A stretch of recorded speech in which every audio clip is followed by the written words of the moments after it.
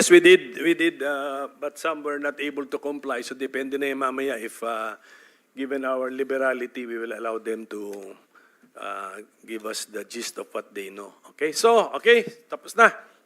Preliminary matters, tapos na po. So, given the nature of our committee, no, this is a subcommittee of the Blue Ribbon. So, the chair decides to hear first families or persons who claim to have been victims of this Philippine war on illegal drugs. Mr. Chairman. Okay, victim families. Oh, yes, Mr. Mr. Chairman, would it be more prudent if, since we have the former president here, to give him the chance to have an opening statement?